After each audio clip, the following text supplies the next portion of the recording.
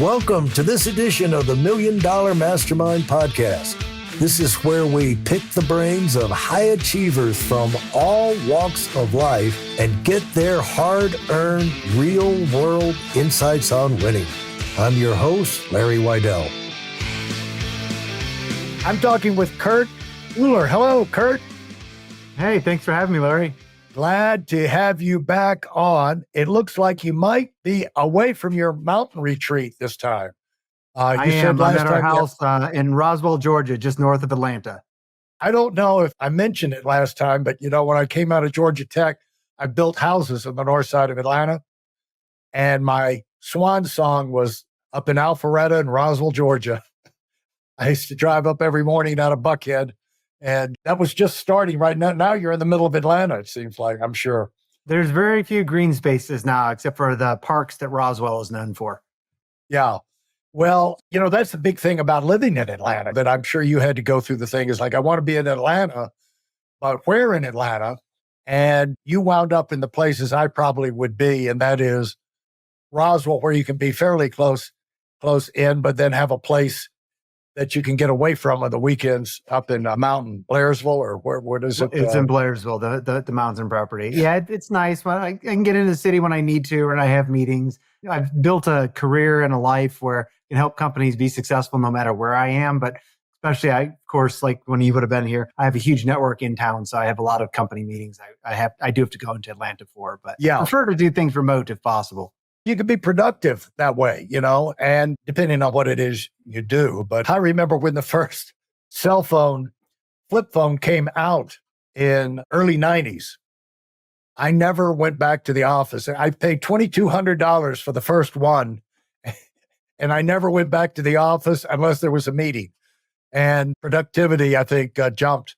But now let's kind of help everybody who didn't get a chance to listen to the previous episodes. I'm going to dump this on you because it's such a complicated story. Your business, how would you describe for people what you've been able to do in business and to get to a position of influence like you are right now, to where you can be effective, you can be in touch with a lot of people, but you can still move mountains and make a difference and keep yourself wildly entertained on the business side, but not overwhelmed, and still have the life? Because those young kids are growing up, and I'm sure they're becoming more and more demanding. In a good way, though. But that's also why I like the flexibility of what I've been able to create in the companies I work with. Yeah, I didn't realize early, like for the first 10 or 15 years of my career, what I was doing. I was highly successful, but it was only after I had joined with a gentleman named Reggie Bradford as his right-hand man, as part of his executive team for a SaaS-based company in Atlanta that we ended up selling to Oracle 16 months later. And I went and started another SaaS-based company, venture back. And there's a long story we could get in there, but I came back to him for a couple of years later. And I was like, this is difficult. We raised a bunch of money. We got to break even, but it's really hard on my family. And he's like, I would have told you not to have done this. And I was like, I don't understand. Like, we get along really well. And he goes, I hired you because you're the king of scaling. You touch things and add 1 to 2 zeros to the net revenue for companies in just a couple of years. That doesn't mean you're good from going from zero to $1 million in sales. And as we kind of talked through that and made some decisions about where I should be looking for my career after that, he was right. I'm really good at, no matter what industry, it's usually heavy technology focused, seeing things in systems. I tend to step in as a head of marketing, a head of strategy, sometimes on the product side, but usually all around owning marketing. And I see how all these interrelated things are interrelated to me, but most people don't see it. They think the press release that goes out that sets the bad expectation, that sales sells on, that product doesn't deliver on, that churns a customer later. Most people don't see how those things all relate together, or they should. And I'm like, that's one system. Let's go in, let's make sure everything's communicating really well.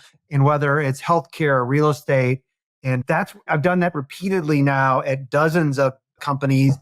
I'll always join that either burning ship that's on fire that needs to turn around, investors need their money back, or like right now I'm with a company called EZ Home Search. EZ is in Zebra Home Search.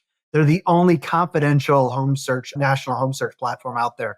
And it's a huge opportunity going up against Zillow, Realtor.com, and Homes.com. And Preston, the CEO, he'd been going and he had enough of a foundation. He brought me and a new CTO in, and we've gone like to cash flow break even in 4 months. What does confidential mean? So most people don't realize, I mean, it's different when you're working with like your local real estate agent, but usually people aren't searching for a home like on your agent's website. They're going to one of these big portals. What they don't realize is what happens on those portals. Well, we'll do it in terms of not real estate. Nobody that's listening would say, I have a $2 million IRA, and they would never go fill out a contact form that says, I'm going to move my $2 million IRA from Fidelity to something else in the next 6 months. Go sell my information to people that want that. But that's what happens with most of those big national portals or even big brokerages, some of which I've worked at. They go, how can we make the most money by giving your name and your budget information to somebody that's going to help close a deal? Or they'll just kind of sell it sometimes, some of the public companies that do that, it's $1,000 about on average for every one of those leads they hand off. And so Preston had a view for something very different that said, look, this is private, confidential financial information. You should be talking with the vetted partner that you know who they are and that you've agreed to give them your information. And you're in control of that. So if you want to do that, here's an avenue now with this portal so that it's not selling your contact information to the highest bidder, but you're providing it only to somebody that you know has been vetted if you want to. For those of you listening, EZ Home Search is who he's talking about. And I think there'll be a lot of people that are interested to know that there is a confidential home search option out there. Yeah, to me, it's the same thing as so much where like a lot of us have been trained to look for that in our financial advisors. And do we work with a percentage based or fee based? And what does that look like? But in real estate, that just like, it doesn't come to most people's mind. But because of so many privacy breaches from some big national portals or AT&T last year that gave away pretty much everybody's data, people are going, who has my data and why is my phone ringing so much? Right.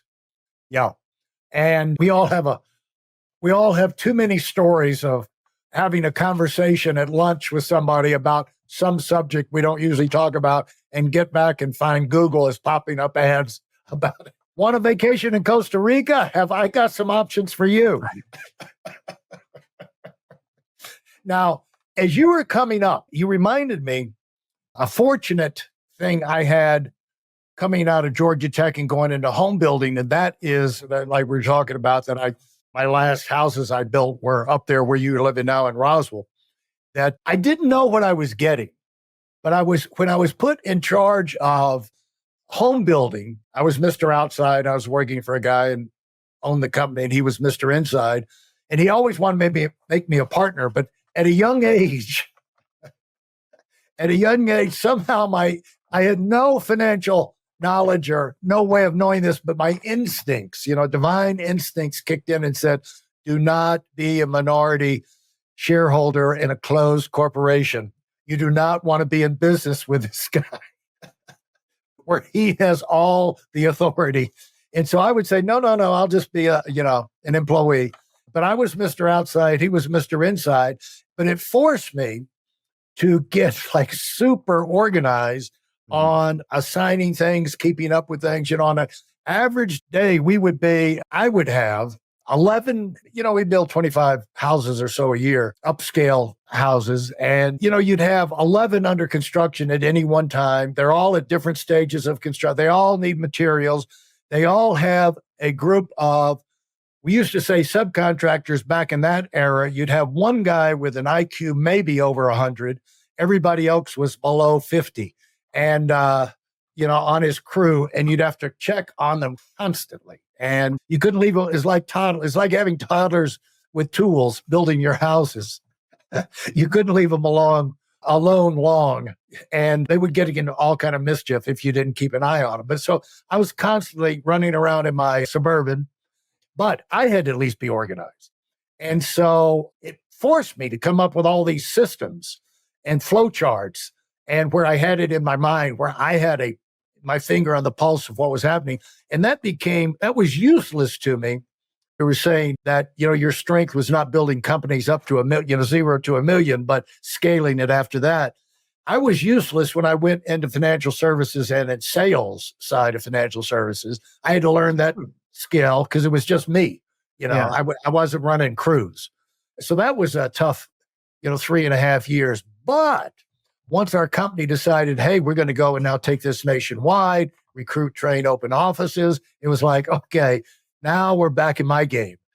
We're in my ballpark. And I had an advantage and I could see things that I didn't know I had, and kind of almost an unfair advantage over the other people in the company because they never had that experience. And it sounds like you picked up an experience. You were in some position along the way where you picked up that ability to see things more globally and seeing how the big pictures, and the small pieces work together and how to make them function more effectively. Where did that come from? I mean, I was kind of forced into it in that, like, I formed my first of two LLCs when I was 14 because I had between 15 and 20 part-time employees and two full-time employees in a lawn care business, and I ended up being other home services. You turned it into an LLC at 14. Well, yes, I probably should have at 13. In like the November-ish, right before Christmas of that year, when I was 13, my dad said, the government's going to come after you for paying people. You're getting enough revenue and cashing enough checks. You're going to have to pay taxes next year. You need to go figure that out. So that was a good plan. But at the end of that season, I just went out and sold like crazy. So I ended up then having to hire people for the next season. But I think for me, so I had a little bit of it then, and I've always been able to operate well. But even in the things that I'm running myself, I think I see systems in my own life. And so I think even for solo entrepreneurs that are listening to you, or sole contributors at companies, like if they're the individual salesperson, well, for me, I would separate out like you calling and doing lead gen is one set of systems. And it's kind of like plates that you see the person on stage spinning, and it's like you can let your outbound cold lead gen slow down, but not stop, because you may need to turn your focus as that individual then to cultivating the existing relationships or following up with clients. Well, those aren't your only plates, because then you also have a family or you have groceries. And so in terms of like systems, even as just a single person, like my wife and I, we use Trello, a project management tool, because we have different cards for going to the grocery store versus going to Costco or Home Depot, because those are different to-do lists, and whether she goes or I goes. And so we're separating out as just an individual all of the things that could be a system, so that if for nothing else, what I'm keenly aware of, it's actually a little bit easier for me when I'm managing a team, because to your point, if things go awry, you're going to see things smoking in the factory, so to speak, and you're going to be able to kind of see there's a problem. You don't see that when you're an individual contributor in your personal life, but things are still going awry. You just may not have something that's going to come back and tell you, which is why I like financial planners. Financial planners tell me, am I on my plan or not? Well, that same thing needs to be done. I need to have a system in place that tells me, am I spending enough intentional time with my kids for how I would like to be raising them, for them to grow up to be the adults that I would like to be? If not, they're going to be 15, 18 out of the house, and I'm going to be like, what happened the last 15 years? Yeah, exactly. Well, you mentioned the word intentionally, which intent, that's a big subject for me lately. It's just kind of come to the surface. At some point, I'm going to do a little video for YouTube on it. But the thing is, especially in your own life, in our own lives, when we're on our job or whatever, when you do things, if you don't have a system for what you're doing, it's going to be done randomly. Right. It's going to be done hit or miss. And have you noticed whenever it's just like we're going to get up, and if you have a varied schedule, like both of you and, you and I have the freedom, and we live in different places, and we don't have a boss, we don't have an office we go into. And so, if we want to do something, we want to work out in the morning, we want to go do something else in the morning, run this here, we have a meeting or a conference call early. I don't like to do that, but I'll make an exception. So we'll have various get up things and the get up. But if you've got a free day, on a relaxed day where you don't have the alarm going off or whatever, who knows what'll happen? But, it's amazing because you don't have any intent for that day. But if you have to get on a flight at 6:10 and be at Hartsville, Atlanta to catch a flight out, you're going to have, and you got a car coming to pick you up or whatever at 3:34 in the morning, you're going to have much more intent about how not only you get up in the morning, where things are, what you do the night before, who you're going to be, you know, and you get more done when you have intent. And I, yeah, I completely agree. For me, I try to have even my off days planned, but also I have, because I try to systematize things. Your point about being flexible, some days, I wake up and I'm just not feeling it like I was. And if I know I have some very heavy knowledge work that needs to be done, and my wife's going to be taking the kids to the botanical garden, I might decide to not work for the next 3 to 4 hours because it's not going to be productive, and I'll go right, spend time with the kids. But for me, even when, like, I don't know, my wife and I put a TBD, for to be determined, before things on our calendar that we were thinking about doing, but we haven't decided 100%. So yeah, like, it's Labor Day weekend coming up as we're recording this. We're going up to the mountain property tomorrow. I know I've been just feeling I need to get out. I need to do stuff that's not just in the gym. And I've got probably about a third of an acre along one of my driveways, that tall 50-foot trees that need to be cleared. So it will give me so much joy, and it'll just recharge my soul to go out and just clear cut those trees with the chainsaw. So I yeah, have a TBD for 6 hours to go out and clear that third of an acre. yeah. Now, it's a TBD because it's the Labor Day weekend. We might choose to do something else, but my wife also gets to see my intention is I need to recharge. Here's what I'm planning on doing unless we want to do something else. And so I try to plan things into there, but it's still the direction of knowing, hey, even though I may not know exactly what I want to do this weekend, I'm planning it out. And I think that's what's important for people is, look, depending on where they're at in their career, look, you may not know exactly what your job's going to be in 10 years or 15 or 20 years, but you at least directionally know, like I'm in Roswell, Georgia. I at least directionally know if I'm going to go climb Kennesaw Mountain, which is roughly to my west here. And so Yeah. I can look there and go, I think that's where I want to go. And my Right. path may meander to get me that direction.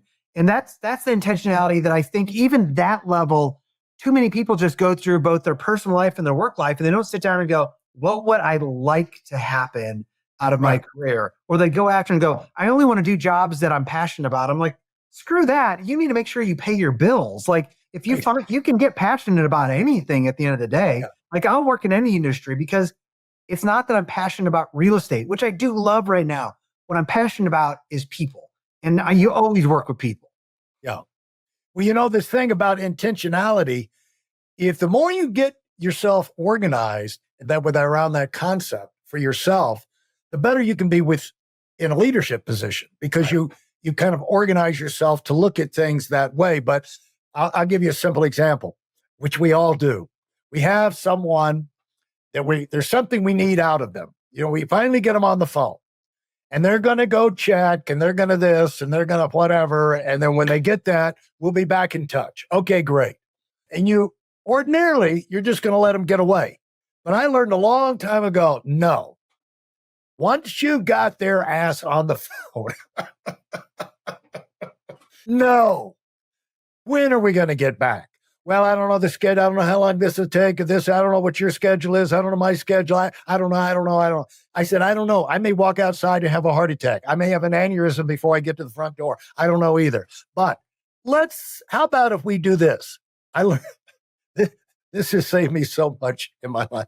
How about if we set a tentative time, tentative schedule, a tentative appointment? And you know what I found out? 99% of the time, the tentative time, it winds up being the time, Right. and we don't get an interruption. However, I would have never gotten the second follow-up appointment done that quick if I hadn't nailed him down the first time. It's so easy at the end of a meeting, the end of a conversation, to just let it go and assume we're going to come back. But that intent, if you can hold on to your intent, not let the rope slip out of your hand while you got it. Even simple like that, you can make much of your life so much easier, because you just saved yourself 10 phone calls chasing that guy down Right. for the follow-up appointment. Yeah, especially when both people want the same thing. I mean, on Wednesday, I spent probably 45 minutes to maybe even closer to an hour I'm on the board for a nonprofit here in Atlanta with a number of CEOs and other C-suite members. And the founder, and he's now another board member, called me because I've been helping redo a bunch of the positioning and marketing for the organization. And before we roll out this new website and a bunch of email campaigns, and he called me with like, where are we and some changes. And to your point, Jim has called me at this point to like catch up. Like we had the email enough back and forth. And he's like, well, he had a couple of changes to make. And I said, do you have half an hour right now? I'll make the changes while we're on the phone and we can keep iterating. And he was like, yeah, because he wasn't expecting me to have time. But to your point, I knew that he and I would spend more than 30 minutes an hour going back and forth on email and trying to figure this out in text message. I'm like, if we just get it done now, not only does it save us time, but it's done. Like you can send out this mass email to all the members and potential members like tomorrow. And he's like, well, let's do it. Yeah. Yeah. And that's the idea of being a now person. You know, as much as you can get it done right now, the more you can get things done. It's like when I look back, if I'm happy about a day, it's usually about what I got done. I don't know. Right. And it's because I offloaded these things that were important to me to get done. And now they're done. You know, it's just a relief. Well, that's what I try doing with my team so much is I always hire people that are good at the core job I need them to do. But in any fast growing company, there's always so many more things on the to-do list, jobs to be done than everybody could do. But Right. so I'm always making sure to tell them here's the intent of the outcomes I want the company to hit.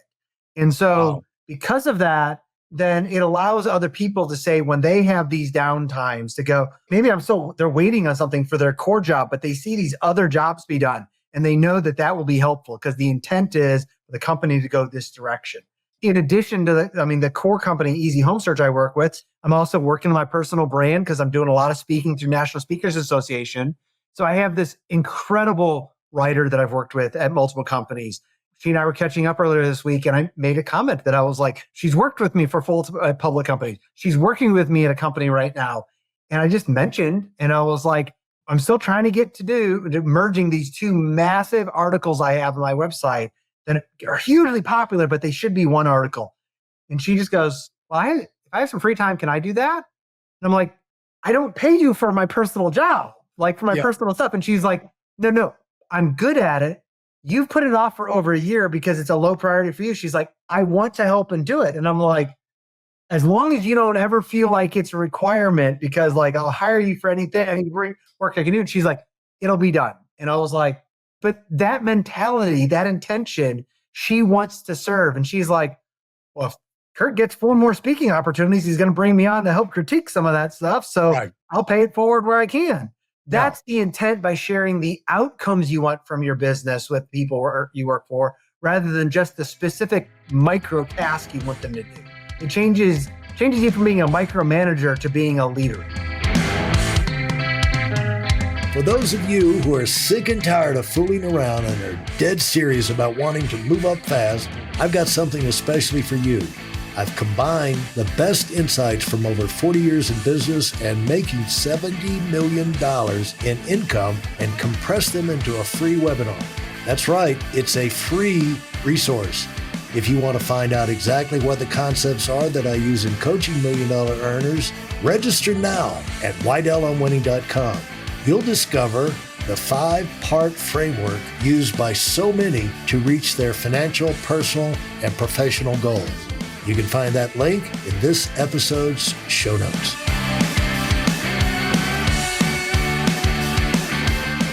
I think we hit on this last time, but how long have you had it as a priority?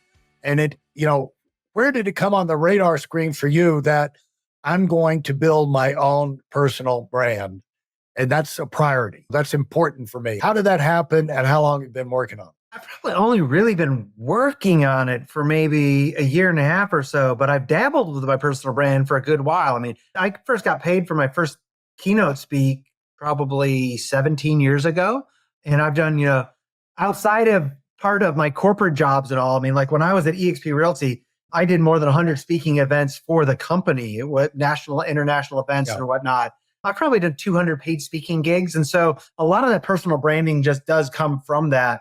I was offered a couple of book deals. I didn't like the restrictions that come with working with a big publishing house. And so that really spurred me to say, well, if I don't want to be restricted, how else do I get my message out? And so that's what encouraged me much more to start thinking about a personal brand, which is really just how to get the message out there as your own website or YouTube channel.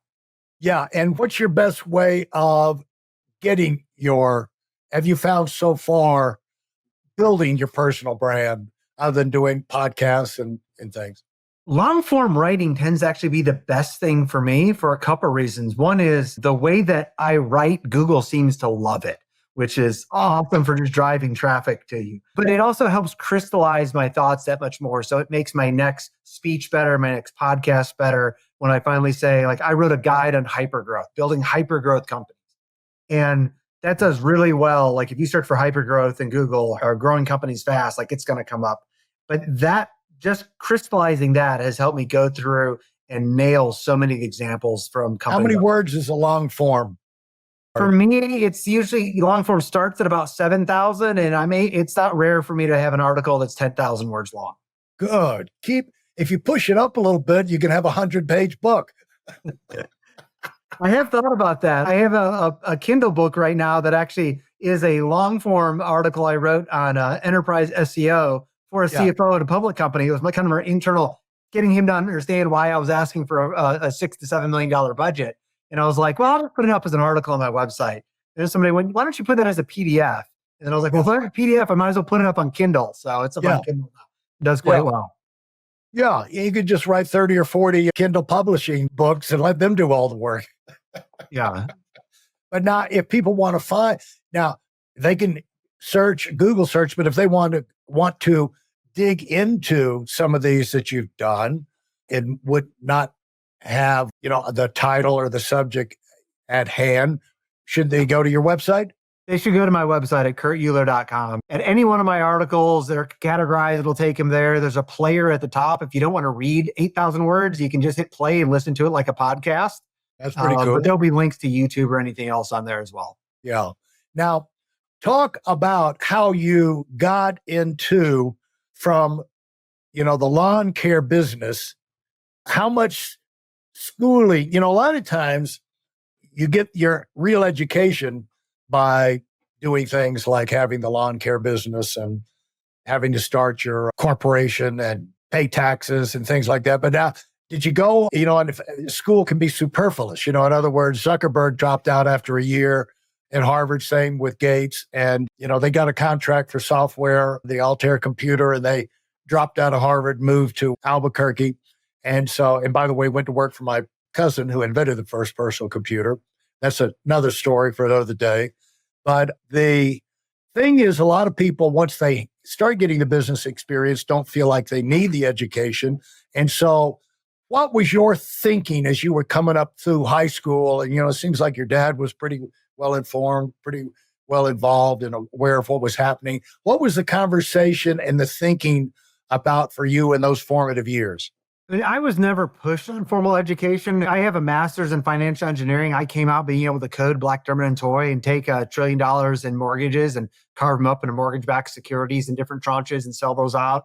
But looking back at it, my master's was valuable, but to a large degree now, I don't even look at degrees for people on resumes if I'm interviewing them, especially if they're 28 on. What I care much more is about their experience. I would always take, at this point, if two marketers were coming to me for still an earlier to intermediate marketing level role, and one person had only high school education, but they'd been doing email campaigns and social media ads for the last 5 to 7 years, growing through that. And the other one came out of Kennesaw State, Georgia State, or somewhere with a 4-year degree and maybe 2 years at an agency. I would always choose the non-college person in that case. I want the doer that's been in there doing things right now.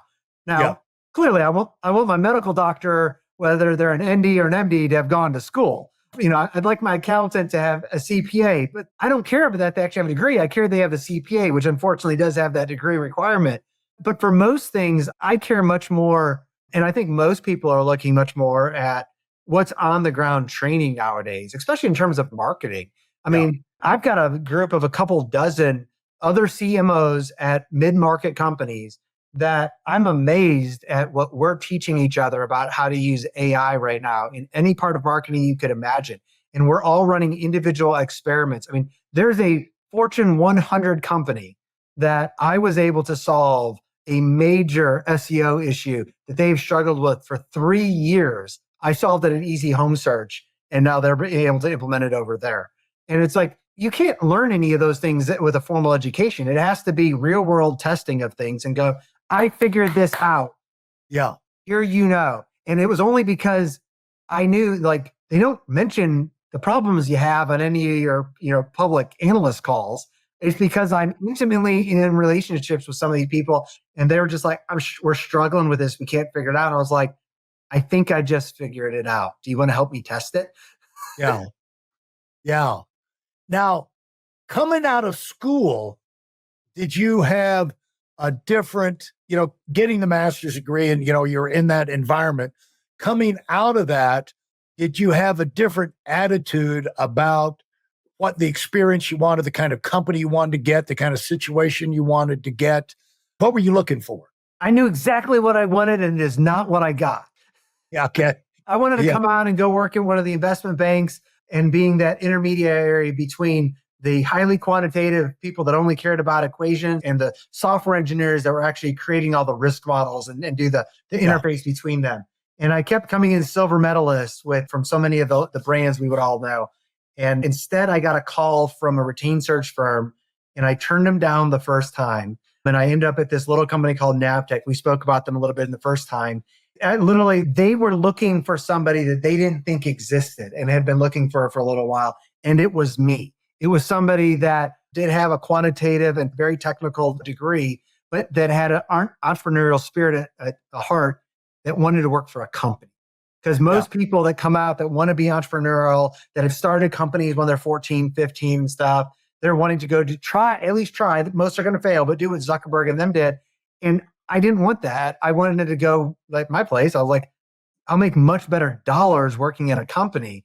I just had no idea what I was going to get.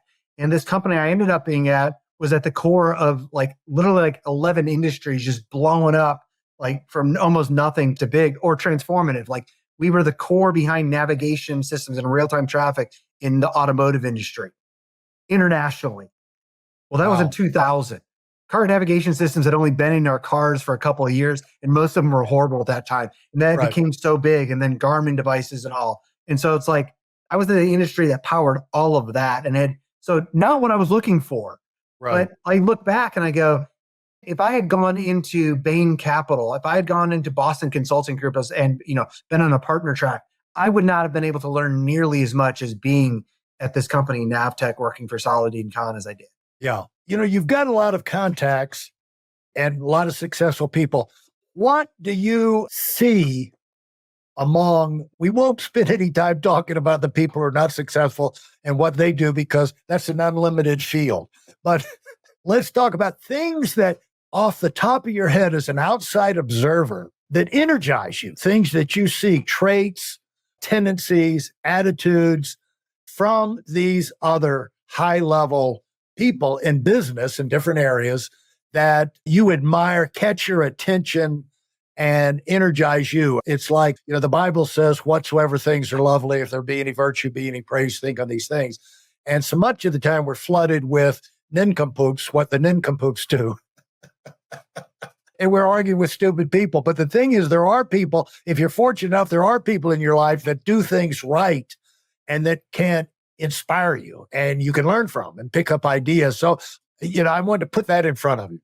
Yeah. The people that are successful, for me, it really matters. Are they successful in their personal life, the personal life that they would actually want? Not what they say will make them happy today, but like if you can nail them down or fast forward to them to where they're going to be in 10 or 15 years. And would they look back and go, wow, the previous 10 or 15 years, I've been happy with where my personal life has gone, where it's at now.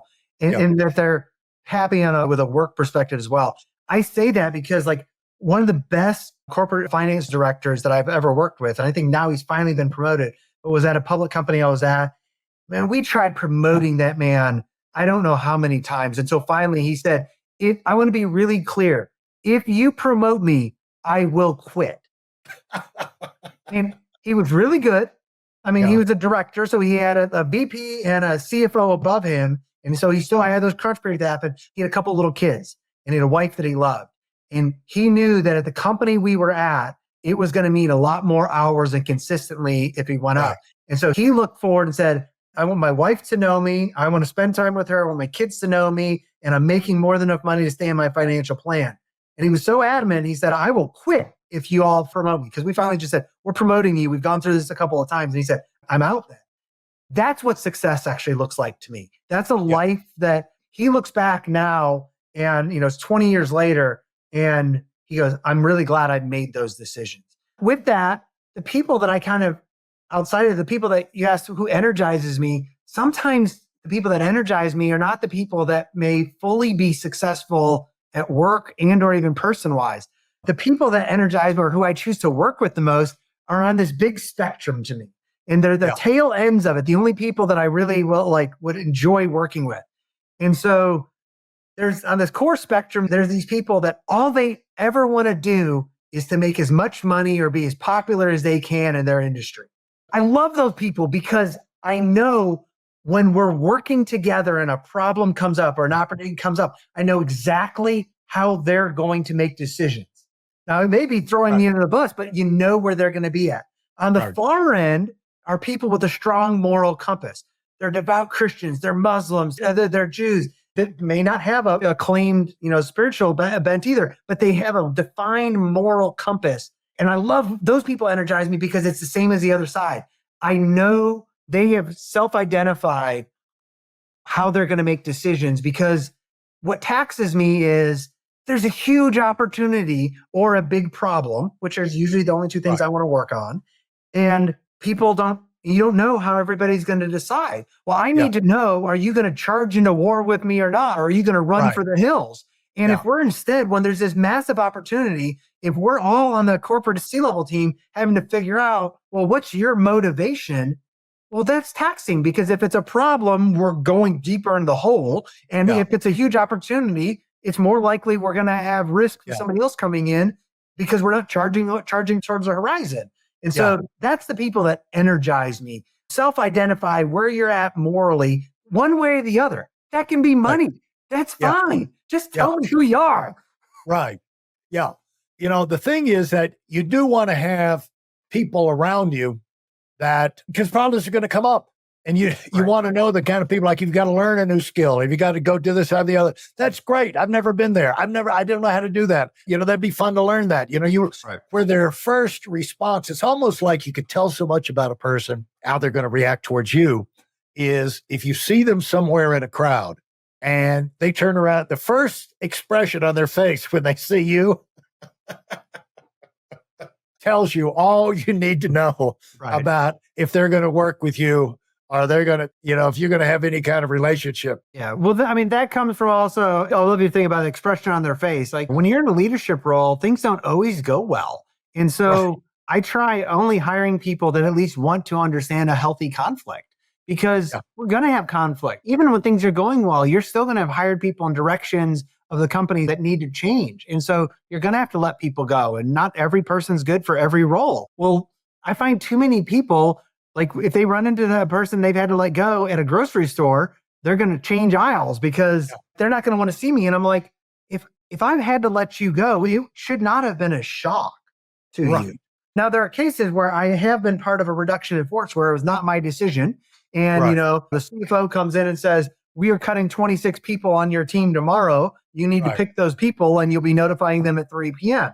Okay. That can be a shock. But then afterwards, I try to help those people find roles when I can. Right. Yeah. I still follow up with some of those people. But if it's a performance thing, it's part of you think it is that people that have that define who they want to be morally and what they think that means. It's like, it should never be a shock for a performance issue, good or bad. I've had stellar people that I just praise them because they're incredible workers. And they're like, and they tell me they've never heard that type of feedback before. And then as I get to know them more and more, I'm like, you've been a superhero at every company you've ever worked. And I'm like, the only thing I can imagine our bosses were like, they didn't want to tell people how good they were because they either might have to pay them more or the person might leave. Yeah. And I'm like, or might take their job. Yeah. I was like, but that's okay. I want somebody to feel okay seeing me outside of work or 10 years later and go, I'm glad to see you, Larry. Yeah. Now, I'm going to probably get pushback if I don't get a couple of comments about from the king of scaling about when you come into a situation. You talked about it earlier in general terms, but when you come in, and if you're going to come into any of our businesses, and what size business are we talking about now? It is rare for me to join a company that's not already at $10 million a year in revenue. I will join some smaller, a part of a smaller one right now, but the opportunity is so massive. We're literally talking $1 billion a year in revenue. Yeah. And now, how many moving parts would they have? The company that you're, the minimum company, how many minimum moving parts would they have? Because you said, you go in and you can see the pieces there. What are the big pieces that you usually see? They're always going to have a lot of big parts, but it may not be necessarily a lot of people, or at least not full time. It's amazing how easy it is to get to a $5 million, $10 million a year recurring technology company now with just a handful, 5 to 10 full-time employees, because you can work with contractors and we can work with VAs overseas and whatnot. For me, the bigger pieces I'm always going to end up separating into is marketing. And marketing is a big umbrella we can talk about. The pure sales, the closing of deals. But to me, marketing is this bigger piece, which actually encompasses sales and product. Because marketing is, to me, anything from somebody who's never heard of your brand or what you offer to all the way until they've been a happy customer for like 10 years, which means everything from setting expectations to the closing of the deal to the product that they're using, the product they were trained on and that they continue to repay for. And so I'm going to start to look at those individual segments. And then there's the back office pieces, which frankly often needs a lot of help, but I try not to get involved in a lot of that too much. I mean, there are fractional CFOs and controllers and accountants that help so much more with that. But the bigger pieces I'm going to come in are going to be probably the bigger moving pieces of marketing, sales, and product, with a heavy focus on the pure marketing lead gen all the way through closing. Yeah, the sales force, the delivery. Very often, I find so many companies, while sales has to, in many companies, they feel like they have to own customer success. Forbes has quoted me in 3 or 4 articles this last year talking about, I often advise companies to move customer success under marketing because sales often doesn't want them. The great sales leader often wants the next deal, and they don't care so much about renewing or upselling. Right. And that customer success team, the person that takes you through your Pipedrive or Salesforce CRM and teaches your people how to use it and does their support tickets and trains them to use more of it so that they now bring on more users and they get more value at it.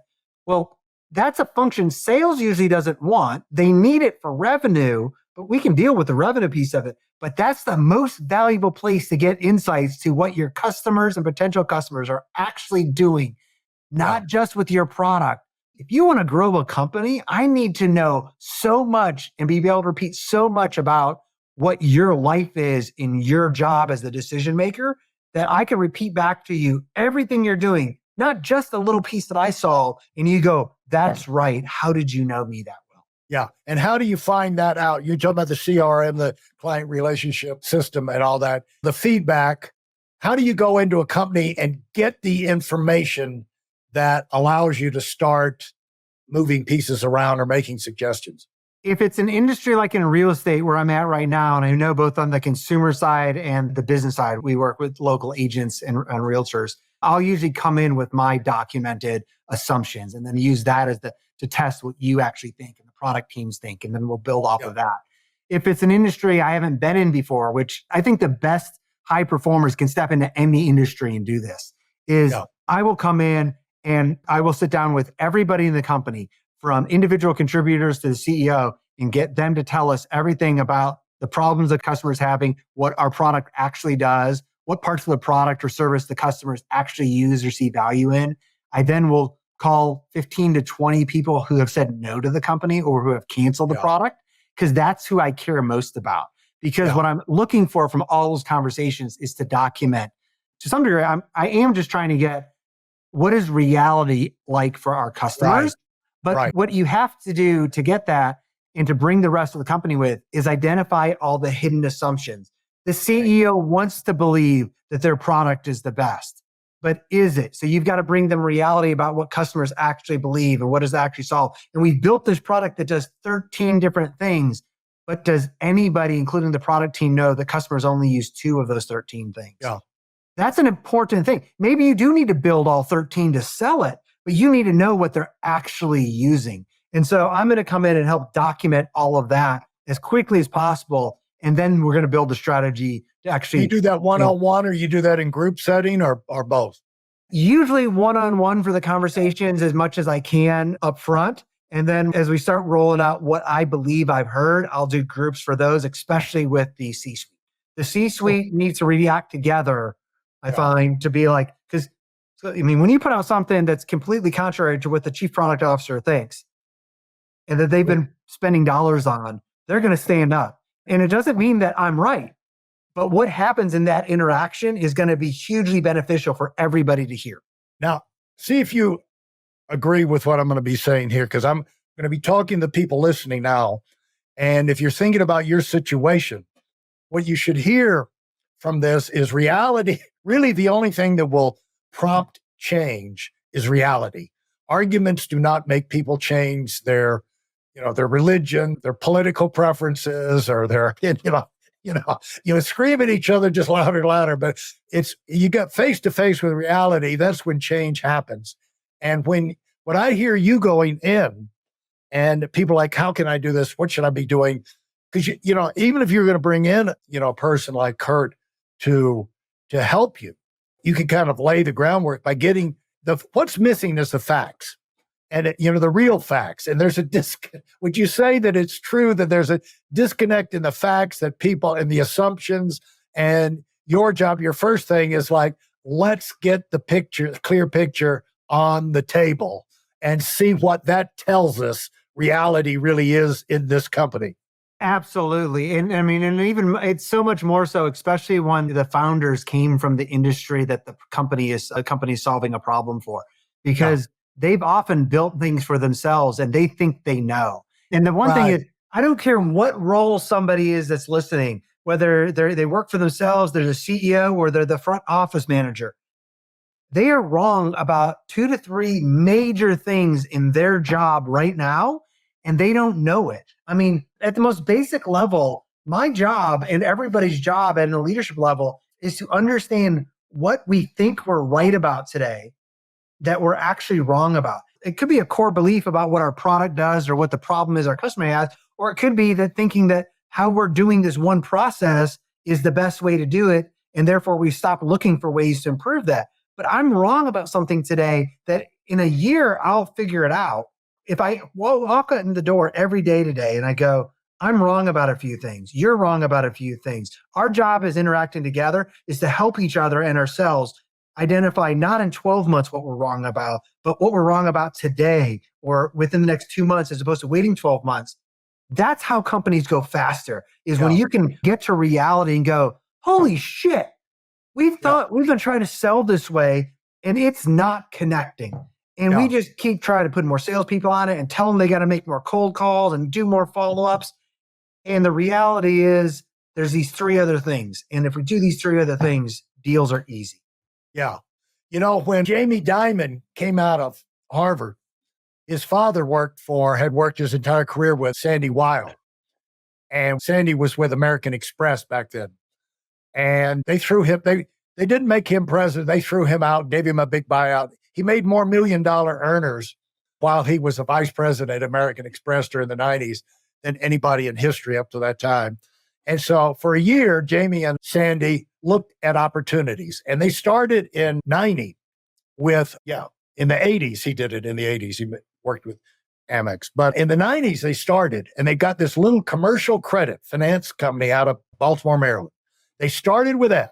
And then they started acquiring, and he put a super team together. But, like people out of the financial world, the best people they had known. And what they would do is once a month, they would get together and they started adding companies to it. And Smith Barney got in there and different ones. But so over 10 years, they would have a monthly planning meeting. And once a month, they would go and they would have 24 hours summit meeting, and everybody would lay the facts on the table for those companies. And they would see, what needed to be done. And everybody would show how they're delivering. And at the end of 10 years, he had the number 1 company in the world, which was Citigroup at that time. And Sure. this is before Apple took over and this, that, and the other. But it was before they put an accountant in charge. I forget his name right now, but he greatly led the stock price from $50 down to 50 cents. But after Sandy Weil was forced to retire because of age. But anyway, during that march up there, we were the marketing engine for Citigroup. And so they would come to our annual convention. I remember getting ready to walk on stage, about 50, 60,000 people, and Jamie Dimon's right next to me. And so I said, well, I'll take the chance, I'll find out something from Jamie. And so I said, Jamie, when you have those planning meetings once a month, what do you guys talk about? And he looked at me like I was the biggest idiot in the world. And he said, the facts. We look at the facts. And that's, the idea was the facts tell them what decisions they needed to make that month. And if you just look at the facts will speak to you. And that's would you say that's a part of the story that you go into, is you try and get the facts on there, and rather than wait for God to give you an inspiration from heaven about how to reorganize things? The facts, or at least the concrete perceptions. So it's like, Yeah, the perception. Yeah, well, I'd say that in terms of, I think there in any role, especially as you move up the ladder and more knowledge work, there's time that I need to be spent. I call it, looking out the window time. I need to not be looking at my computer. I need to not have anything that, music playing. I need to just stare at a wall and think. Maybe, I might have my whiteboard over here and I might be working on there, but I need to work through a problem. But that's rare. Usually that's much more of me organizing thoughts that have come through. So they're either facts, or as I mentioned, it's the perceptions from talking to customers and understanding what's going on. It's hugely valuable to know, hey, this problem really exists with our customer and we solve it better than anybody else and they'll pay us for it. But if that's only 1% of the job for our customers, well, we need to know that, because we need to know what else is going on in their lives. Because if I've got a problem if I've got a solution that solves 15% or 50% of your problems, you'll take my call. But if it's like at any day that I call you and be like, hey, I have something that's better. But if I've got a solution that solves like this little thing for your office or your bar or your technology company, that's a perception of the customer that I need to know. And then is that a fact? It could be a fact. It's at least something that's documentable to go, this is what it's at. And to be able to work through it. So either way, things have to be written down. We all have to agree on it. That's the biggest thing I find is too often, and when I step into a company, especially if they've been pretty successful and they've kind of started to hit that slump, they're at $25, $30 million a year, and they got to hit a really good run getting up there and then it kind of cooled off. When I go in and start to talk to people, everybody in the C-suite has a very different view of who the customer is, what the customer's job is, what the product actually does, what parts of the product the customer actually use. And when I put that down on paper and I anonymize it in most cases, and I'm like, I went and asked and come to 8 big categories. And here's what y'all told me. And here's what I believe on there. I'm the only person I usually will document stuff from. And people are like, nah, that's because people will out themselves. They'll be like, I'm number 4. That's the one that's right. You made those other things up. And I'm like, see, this is the problem, is that we don't have, when you grow or when things are on fire, people are just trying to get by day to day. And they're not documenting what is we're not finding agreement on things. We're just saying, I'm right. And when I believe I'm right, I'm usually wrong. Yeah. The thing is to remember, when you're growing, if you're running a company and the company's growing, it's either going to be growing more together or it's going to be to be growing apart. And you can usually I used to tell our team, there's nothing that can stop us as long as we stay together. We're on the same wavelength. We're still committed. We don't let any kind of personal things come in. And, we feel good about each other. We're still motivated. And nothing can stop us. But as soon as that starts to fade, our growth is going to go down. Yeah, and it's the humbleness of heart. It's both the humbleness of heart to admit, to know that you might be wrong, but also to seek to understand and make sure, when I say a term and you say a term, do we mean the same thing? So we talked about, I'm really good at modern marketing. So that's why I help companies scale. Well, I was running marketing for a public company, and the CEO had done exceptional marketing up until about 10 to 12 years before I got into the role of working for him, and he's Yeah. CEO of the public company. Well, he generally believed he was right and the smartest person in the room always on marketing. Well, that was a problem because we could have had some great discussions on SEO because some of the concepts are still very similar. And because he had a foundation from 12 and 15 years ago, we could have brought him along to what's discussing today. But he just Yeah. believed that how he did things 15 years ago were how they should be done today. Fast forward to a CEO I'm working with today. Brilliant marketer, brilliant sales, gut feel for about how to respond and messaging, spot on. But almost always defaults to, Kurt, I trust your opinion. Sometimes to the fault of not even asking me to explain it. I'm like, Yeah. let's walk this through because like there's certain things I'm 100% certain on because it's my wheelhouse. Right. There's other thing that says there's a couple of options here. Let's make sure we agree on the risk profile we want to choose because I'm going to put some money in. And so Yeah. I love that humbleness of heart of the second CEO I gave the example to because still just as knowledgeable in the background, but is always willing to say, I might be wrong. Let's talk about it. Yeah.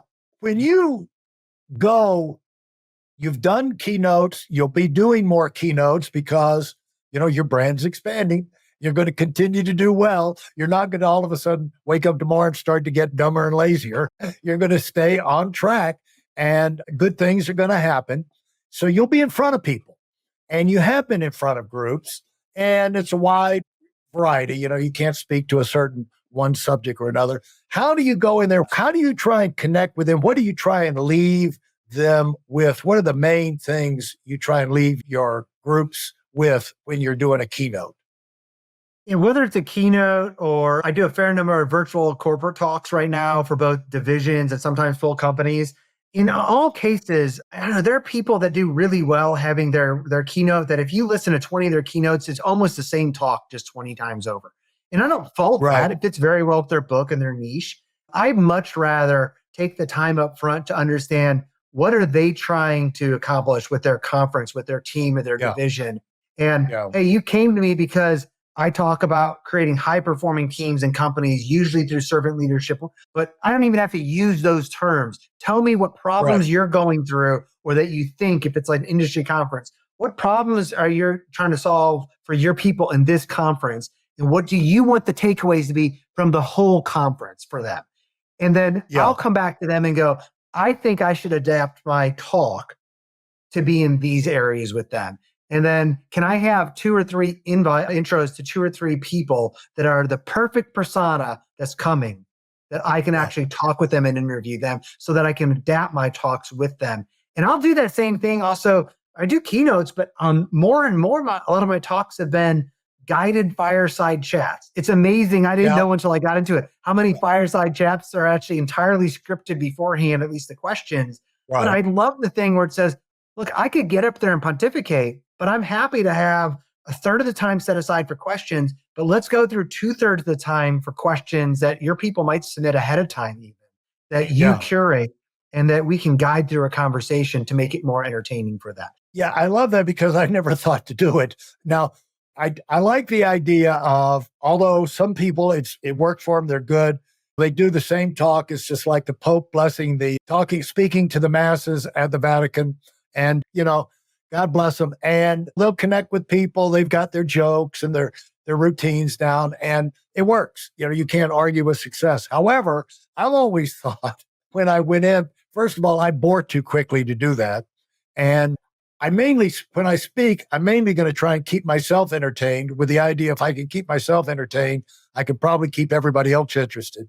Because if you can't keep them interested, it doesn't matter, because they're not going to remember anything you said. So what I found to perk things up is I would always talk to the people who invited me. The leaders of the groups are like, what's going on? What's been the successes? What's been the problem areas? What's the areas of improvement? What things do you think would be some good themes that would help get things moving or whatever? But I never thought to call and ask them to go down a layer to speak to people below them who could give me some additional insight. That seems like a very, very insightful approach. it gives a lot more information to me, but it allows me to tailor my talk that much more to something that people are going to remember is going to be meaningful. It's like nowadays there's, corporations have so much money to bring in speakers and trainers. And it's like, so I spoke to a large division of a public company, and their SVP had reached out to me originally to want me to talk about servant leadership. And we'd had a discussion about remuneration, and like it was all okay. And she was like, "So are we good to go?" And I was like, "I'm not sure." And so, Yeah. and then there was some hesitancy, and I was like the dollars are all okay, but like I haven't heard enough of like concrete problems. Like I'm not a motivational speaker. You've given me a couple things that I want to ask more questions on. So she and I did talk through some of that more. But it was I took 20 minutes with 3 of her direct reports to confirm what I was sensing, what might be some problems. And then I came back to her and said, here's what I'm hearing, and here's what I think I should talk about. And so like healthy conflict was some of those, and people feeling like that they could actually try things and fail and not worry about getting fired.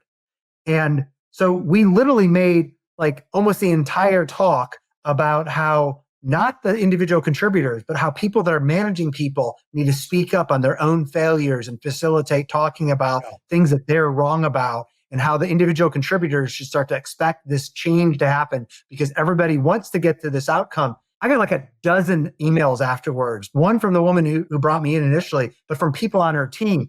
They're like, this was perhaps career changing. And I'm like, it was only career changing because she was open to allowing me to talk to some people on her team and us tailor something that was going to be meaningful and not just dollars. Like I don't need dollars from her talk. I want it to be impactful, or I'm not going to do a gig. You have contradicted yourself. You do give motivational speeches. That was a motivational speech.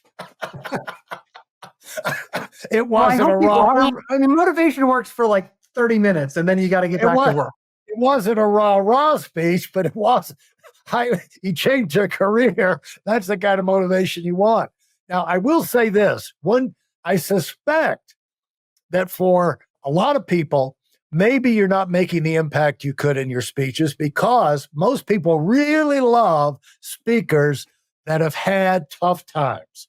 Because it seems like the more popular your talk is going to be is the more things you tell them that you've had to overcome. Because most people think whoever's speaking, they've had the easy life. Everything comes to them easy. And the more they can find out that you've got stuck in the mud along the way and had to, fallen in the ditch many times, like I did when my 8 years old and my mother gave me this new, gorgeous yellow sweatshirt.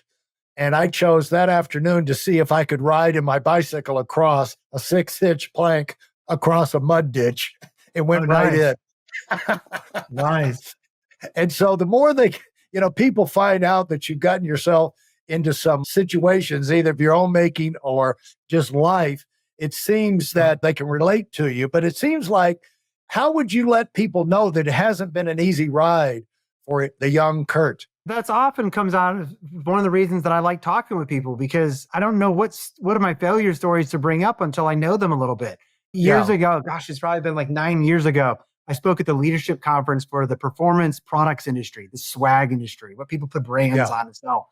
I know nothing about, I knew nothing about that industry before my talk.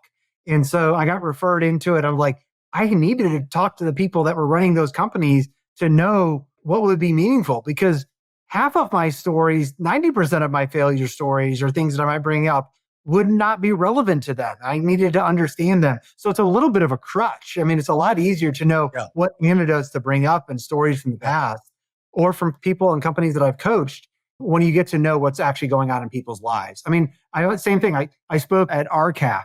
That's the independent ranch, beef and lamb ranchers of America. I'm a carnivore, so I've got that. But other than that, I know nothing about the life of a rancher, And so I needed to talk with people ahead of time so that I could bring a good story to them. Yeah. So what did you wind up with?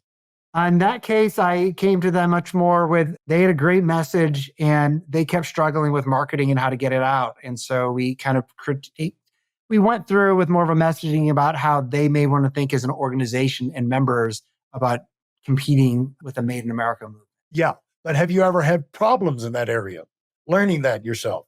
Not so much there. I mean, some of the issues where they'd been trying to take the same approach for marketing in positioning that just wasn't working. I've had those problems before and was able to give some of those examples, but they're from different Yeah. industries. And so I Yeah. would say it's good to be able to say like, hey, I've tried doing the same thing for 10 years in a row Right. and it wasn't a good path. Right. You don't want to take another 2-3 years to get there. Let's Right. agree it's not a good path. Here's some other options. Right. Yeah. Let's let people know lifestyle, because I think a lot of times you just don't think about it and you don't know it's a possibility, but they don't know that the possibility exists for some of the lifestyle things that you and I enjoy, which for me, I go 3 months between for a long time raising the family, running the business up in North Carolina. I was stuck in a spot. But then when you move to different stages in your life, and now I'm able to go from Palm Beach. I don't like to go to resorts. I like to live at resorts. And Okay. so I like to be there all the time. And so the thing is, with remote work, you can be working and be in great environments. And that's why 3 months in Palm Beach, 3 months in Aspen, summer, winter Aspen, and the off seasons in Palm Beach. Now and most people don't think it's like a wild, crazy dream, but no, there's a lot of people that have different homes. They got a place in Maine and they've got, they might be have a residence in New York City because they like the culture there or something, or they're in the Hamptons. But you can have, if you think about your life now, about where you'd like it to be 5 or 10 years from now, maybe you can, because when I first came to Aspen, I got invited to speak at a convention. And a friend said, he had moved out here from Atlanta. And he said, why don't you move out here? And I said, have you lost your mind? How would I do that? Well, 5 years later, I had a place here because it dawned on me. I learned I didn't have to live here permanently. I could be here part-time. At the time, I wasn't even thinking about that. And so your lifestyle, do you mind sharing some of your lifestyle and how you came to make that happen for yourself? Because you've been able to have the quality and the quantity in terms of business productivity without sacrificing the quality of family life.